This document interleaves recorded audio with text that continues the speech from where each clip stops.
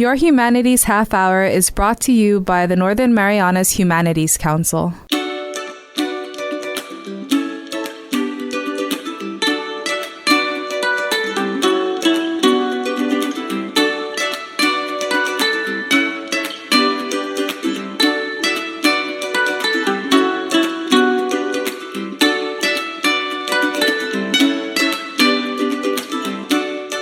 Hafideh, Zantiro. Welcome to Your Humanities Half Hour. I'm Catherine Perry, and today, well, it's a new year, and many of us are pledging, promising, hoping to have a healthier year.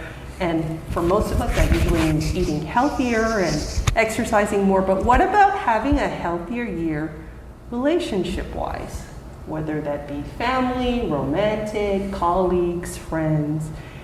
Here to give us some thoughts on how we can have a healthier new year in relationship to ourselves and others is Dr. Dimitris Gerothanassis. He's a psychiatrist, and we're here to talk about attachment style specifically. Dr. G, welcome back to the show. Nice to be back. Happy New Year. Half a day, everyone. Happy New Year. So this is actually a really big topic, so let's get into it. What is attachment style and how does it relate to relationships? I think nowadays everybody understands the importance of attaching to each other, but it wasn't always the case. I want to say a little bit, like a couple of words about the history of how this theory came about. So people in the 50s and 60s were noticing in orphanages that infants and little babies were not thriving, even though they were given food and shelter. And then they came up with this theory that attachment to an important adult is a very important part of life. And that's how this theory came about. I mean, today is I would say it's common knowledge that relationships and attachments are really important, but it wasn't always the case. I think a lot of people would be able to recognize the importance of a child being able to attach to their caregiver. But how does this kind of stuff affect us as adults? And why is it helpful to kind of understand what our individual attachment styles might be? Let's start with an example. Like we would sit in the company of someone or in a big group of people, and someone's behavior would strike us as odd, and we would say, where did that come from?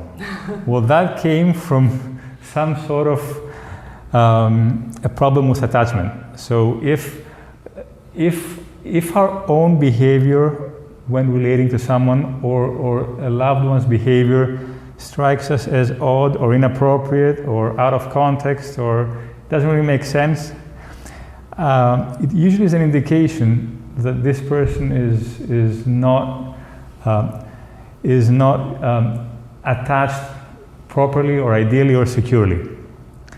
So that's an initial indication.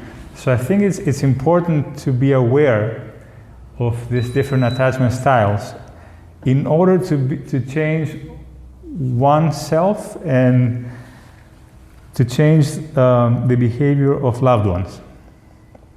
So my understanding is that there are kind of basically 4 general types of attachment style. Could you just briefly here at the beginning give us an idea of what that looks like? So the different attachment styles, and I'm not going to go into details, but in principle, the way to characterize these attachment styles came from research of a specific experiment done with kids. So the experiments, what they did is that they had a child, like a 2 or 3 year old child, at the presence of their caregiver, usually their mother, and then they removed the mother from the room for a while, like for 5-10 minutes, and then they allowed the mother to re-enter the room. So based on the behavior of the child when the mother was removed from the room, and the behavior of the child when the mother re-entered the room, they were able to differentiate the attachment styles broadly into 3 or 4 separate categories. So the vast majority of children, when they are around the age of between 2 and 3, and this is a stage where they have a significant relationship with their caregiver, primarily the mother. Now I'm going to use the word caregiver, but the father is equally important and can play the role of the primary caregiver. So if the mother has a constant presence in the child's life, then the child feels secure when the mother is removed from the room, displays some anxious behavior when the mother is removed. So this is appropriate and something to be expected. And then when the mother re-enters the room, the child seems very happy, content, and is able to interact again with the mother. And most of us do exhibit this type of behavior. So most of us do have secure attachments, and now in a minority of situations where the primary caregiver is not constant in terms of how they interact with the child, so they're giving them mixed messages, they're not always present, they are not approving of the child's willingness to explore the environment, because again, the meaning of the primary caregiver as a secure attachment point is for the child to feel safe enough to explore the environment. If the primary caregiver is not present or doesn't exhibit a constant presence, then the child will not feel secure. And when the mother is removed from the room, the child will feel that the mother might never return, and this displays different type of behavior, which can be very disruptive. And again, this can translate into adolescence and adulthood with similar behaviors, which we can discuss later on in some further detail. So if I understand correctly, if we have that assurance as small children that, you know, if we have a need, somebody's going to be there for us, they're going to respond to if we cry, or if we're scared, and we have that confidence, then it kind of leads to us to be able to relate more healthily to other people as adults. But if there's something lacking, as you said, either the parent is inattentive, or maybe not there, maybe they're working too much, or maybe sometimes they're really nice and then sometimes they're inconsistent, abusive, as you said, yeah. And it causes some instability in the way the child's thinking develops, and then even also that carries over into adulthood, how we relate to other people. So we mentioned like secure attachment. What does somebody who has a secure attachment, I don't want to say look like, but what are some of the thoughts? Because I think, as I understand, a lot of this has to do with self-talk that we tell ourselves. Exactly. It's like a working model of the self, like a working theory of the self. So they feel secure enough to form relationships that are healthy. And if they engage in a relationship that is proving not to be a healthy one, a toxic one, they are able to take the next step and remove this person from their lives. They're not they're not dependent or clinging into people that are in general not good for them, as we see with other types of attachment. They're also able to tolerate ambivalence, explore different situations, start new projects. They're not afraid of failure, even though they're driven by the desire to succeed. They're not afraid of failure because they have been taught at an early age that failure sometimes, occasionally, is an option, and then they don't really take it personally. And that's interesting, because I think like a lot of times there is a fear, even as adult, to try new things, or to look foolish while you're trying new things, or maybe start a business because you might fail, or so I can see how that would be related. So you mentioned that there are several attachments, so secure, and then I believe one is also called anxious. What kind of thinking goes, number one, how does anxious attachment form, and then, or what does it look like in childhood, and then what are some of the thoughts that you might be carrying as an adult if you tend to lean more anxiously attached? So in the experiment that we discussed earlier on, when the mother is removed from the room, the child displays a behavior that is a little bit more, I would say, demanding or asking or not sure about what's happening with the mother being removed, because maybe this situation has happened in the past and the mother never came back. So the child becomes more hyper-reactive, might be crying more or screaming more or demanding that the mother comes back. And then when the mother eventually comes back, this does not have the soothing effect that we would expect. So the child is still continues to be hyper-reactive, and then either is hyper-reactive in terms of continuing to be screaming or demanding or angry towards the mother, or a subtype would be the child becomes more avoidant or passive. And again, even though these two behaviors seem counterintuitive, if you think about it, they're both behaviors that in the child's mind do serve a purpose of provoking some emotions or relationships with the mother, and making sure, if at all possible, that she will not repeat this behavior, that she will never ever be removed again from the presence of the child. So the child is desperate to make sure that this will not happen again, even though this behavior in adult life usually doesn't have this outcome. Usually it has the opposite outcome. So when an adult displays this behavior of either behaving in a very hyper-reactive way, very anxious, demanding, screaming, yelling, or being very passive and not voicing what they need, usually the other person is not going to stick around for much longer. So essentially it will be a self-fulfilling prophecy, right? In terms of the anxious, ambivalent attachment style. I think it's important to, remember that, as children, we don't think properly. So like when your parent is not there or can't be relied on, or perhaps can be relied on, it gets hardwired into your brain. But as adults, we kind of tend to carry that hardwiring into our relationships, how we relate to other people. And so hopefully by spreading some awareness about how this works, we can all reflect a little bit on what is going on in our own minds, so that we can, work towards those healthier interactions with people, and not just what we were programmed with. Right, when we were right.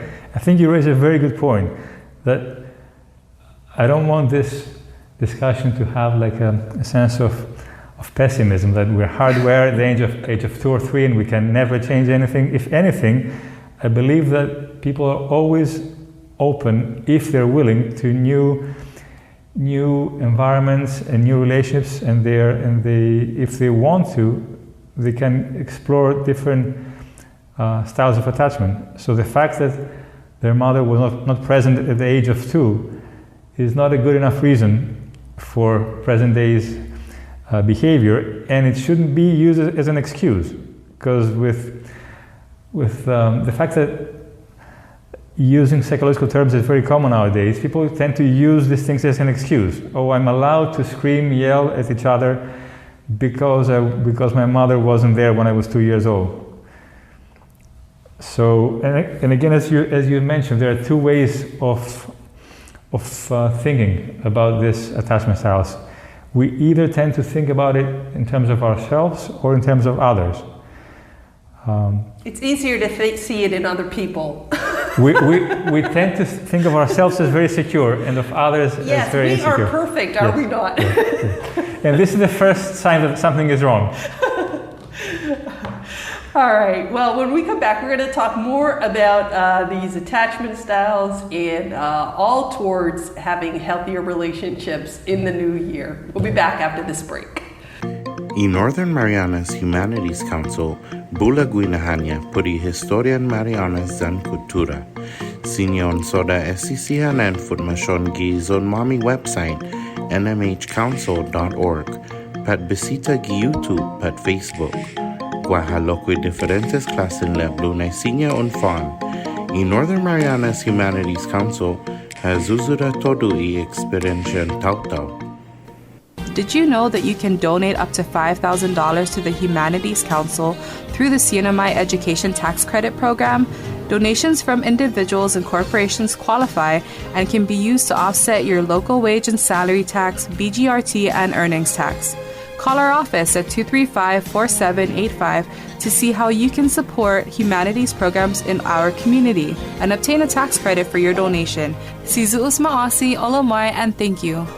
Welcome back to your Humanities Half Hour. We're chatting with psychiatrist and Dr. Dimitris Gerothanassis about attachment styles. So we were talking, Dr. G, before the break about how these things kind of form when we're children.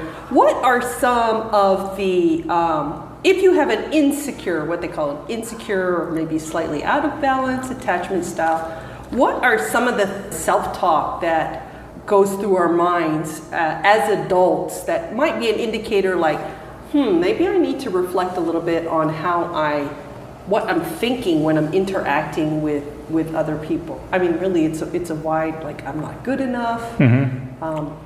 What's some of the common self-talk? I think that the common theme is I'm not good enough. And then a lot of secondary negative self-talk stems out of this I'm not good enough, which can be different for different people. Like, I have to do things that I don't really want to do in order to be accepted or loved. Like people pleasing. People pleasing. Yeah. So people would do things, they go out of their way, or they would change their character, their personality in order to be accepted. And again, this is another self-fulfilling prophecy, because no one wants to really be connected with someone who is not genuine. If you're trying to people please, by definition, people will see right through it. They'll see that you're not genuine, and they will go back away. So the initial assumption that I'm not good enough will be fulfilled, unfortunately. What about things like fear that I will be abandoned, or I am unlovable? Which, when I think about it, that would be really sad to feel that way. But some people do feel that way. A lot of people do feel this way, and this is affecting the way they approach relationships. So they either do too little or too much, or they are not their usual selves, or they choose to, or they give up, just like the avoidant style of behavior in children. They give up. They have come to terms, and again, that's another coping mechanism, giving up. They prefer to lead a solitude life by themselves without risking being hurt or abandoned by forming new relationships. So what they gain is that they're not going to be hurt, but what they're losing is the possibility to grow through a meaningful relationship. So as a psychiatrist, you must have like an A+ attachment style, correct? People would argue that becoming a psychiatrist is a coping mechanism in and of itself. I think that this is a very good point. I'm not going to talk about myself, but I believe that most people do not have a specific rigid attachment style. I think as adults, a lot of it depends on the environment and the type of relationship. So we find ourselves to behave in a different way in when we form different types of relationships. So we can be very securely attached with one person, and then when we form some type of relationship with another person, we find ourselves to be very ambivalent, very anxious, or very avoidant. And the reason is that people tend to evoke in us different behaviors, right? Just like the expression, they know how to push our buttons. So they either do it intentionally or unintentionally. And an unhealthy relationship is where both parties are pushing each other's buttons. And you can tell, because after a while, they're not progressing, they're regressing in their relationship. I think one of the things that might be helpful for us to understand, like the things that are buried in our subconscious really, is things like, or that I've found in my life are like times for prayer or meditation, a quiet time, just to kind of like stop and be with your thoughts for a while. Let's try to shed some light, not light, but hope into this situation. Like, what advice or recommendation would you give for people who are interested in really reflecting maybe on why they may have certain patterns in their relationships or certain beliefs, whether hopefully we're aware of them, but maybe sometimes we're not. But what concrete steps can we take to become healthier in relationship to ourselves and others? I think the first step you mentioned it very well, which is the realization or the acceptance that all is not well, like either with us or with others. So there has to be some level of genuine curiosity and the desire for change. So, and then as you mentioned very well, that there are some moments like in meditation or even in our dreams or in situations where we're not fully 100% cognizant, that we get some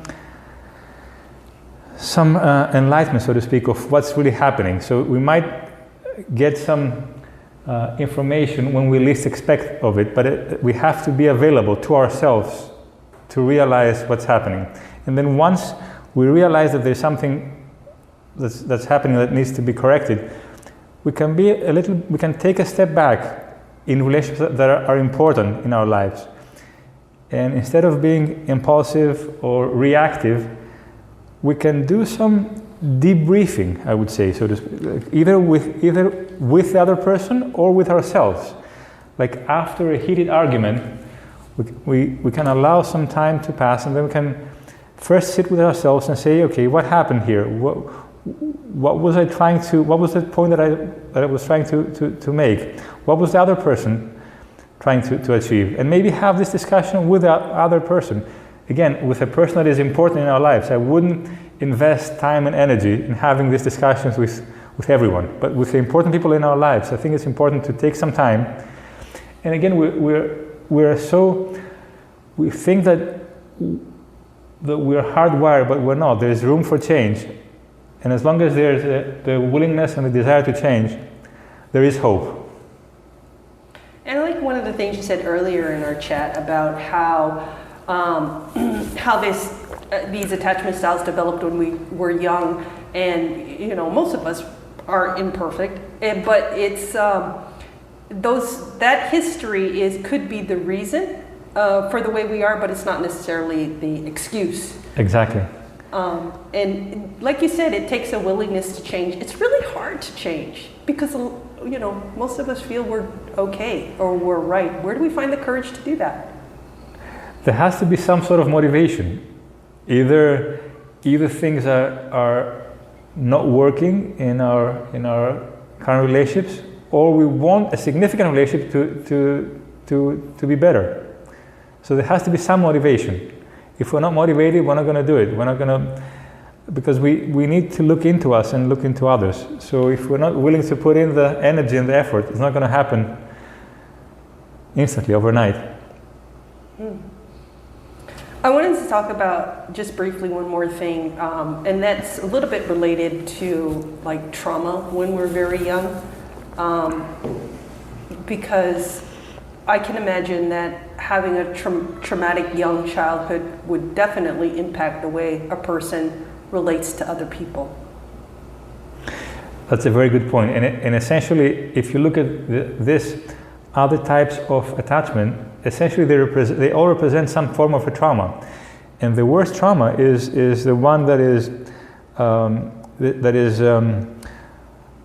done by a caregiver. So the person who you're expected to be there for you and care for you is the one who is traumatizing you. So essentially the child is left helpless because they don't know what to make of the situation, because they know deep inside that they're relying on this person for their survival, both biological survival and the psychological survival, which is the safety, sense of safety. So when they're traumatized by their caregiver, it leaves them completely disorganized because they have to be attached to this person, yet deep inside they know that it's not a safe condition.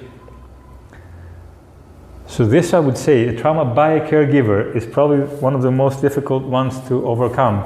It takes time, but it can be done. It's doable, and it's worth the effort.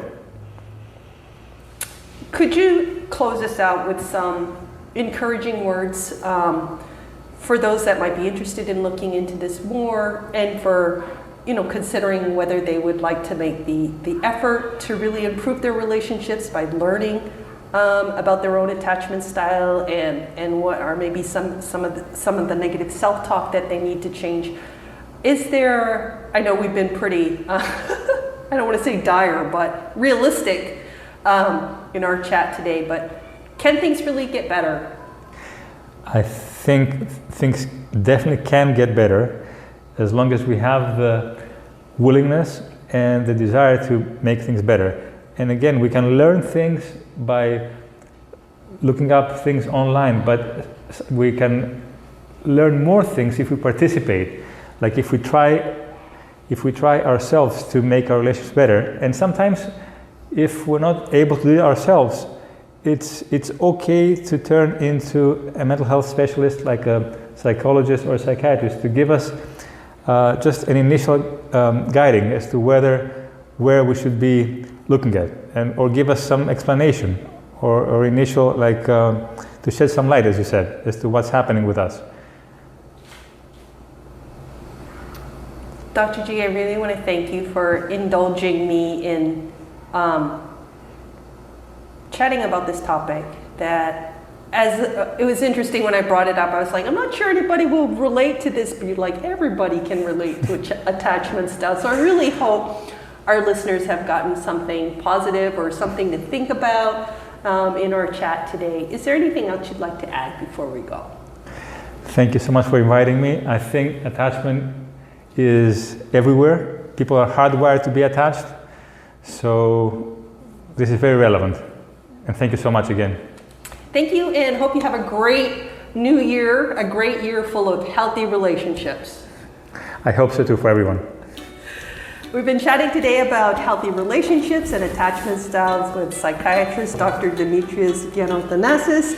And we hope that you've enjoyed our show, give you something to think about, and wishing you all a healthier 2022 in every possible way. This has been your Humanities Half Hour. I'm Catherine Perry.